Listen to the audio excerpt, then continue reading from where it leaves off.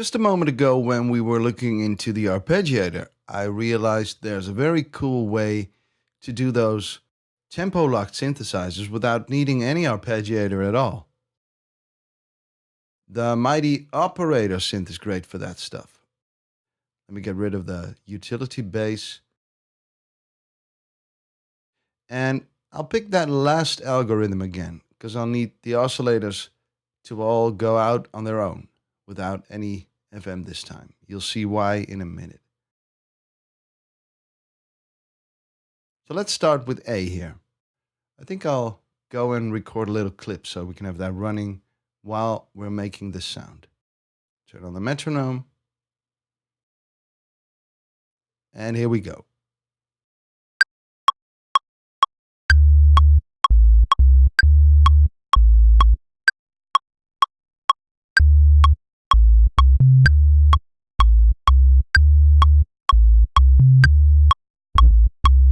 I can almost feel my dreads growing. Right, maybe we should pick this part here. Command L to loop it.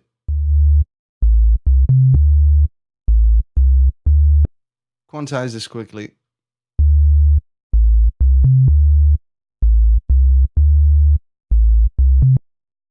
All right, what I want to do is give this oscillator a different wave. I think a sawtooth wave is going to be great for this.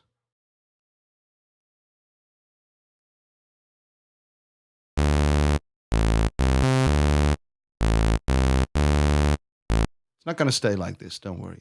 Let's go into the envelope, make it nice and short.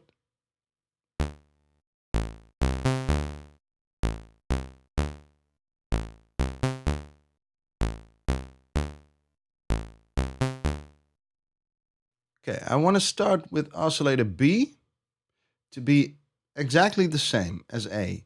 And when I go into the display here and right click on it, I get this handy little menu and I can copy oscillator A to B, or just copy the envelope.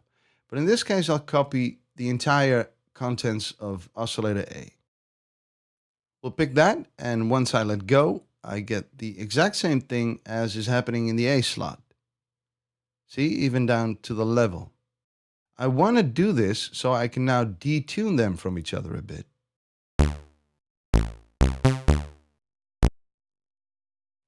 How's this?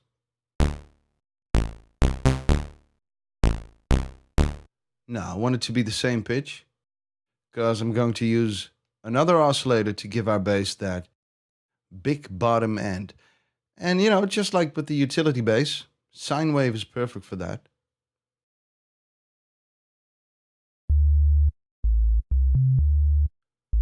Adjust the envelope a bit.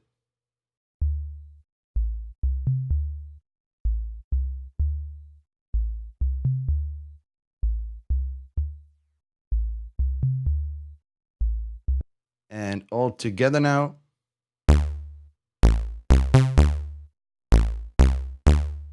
As you know, the filter in Operator works on all oscillators. That's really great for this.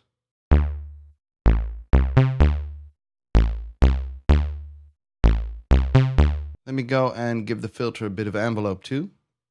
Its default settings might work for this, so I'll just bring up the envelope amount here.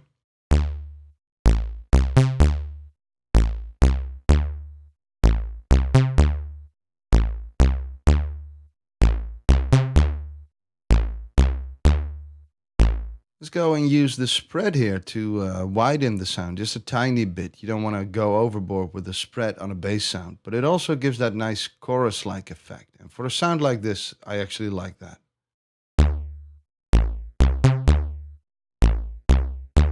Maybe 10%. Like I said, subtlety is the key sometimes. Try to keep that in mind.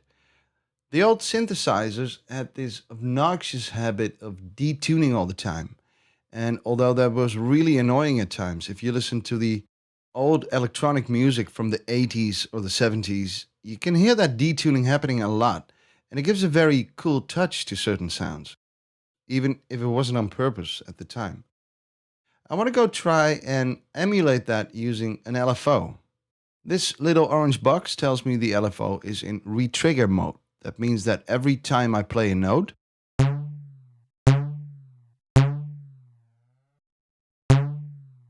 the LFO gets re-triggered, and you can hear it better if I turn up the amount. So it's the same with every note I play. Okay, but that's not what I want. It's not what I want because I want to simulate that detuning from yesteryear. All right? And it needs to be kind of random.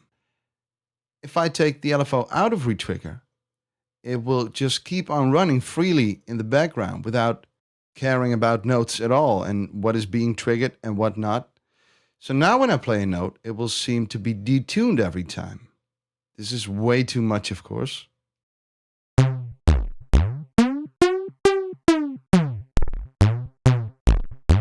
So to be clear, I'm just playing one note all the time.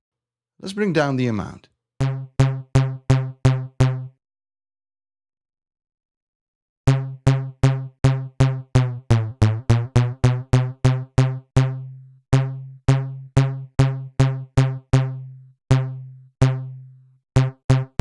See, so that gives a tiny bit of random detuning, just what I was looking for.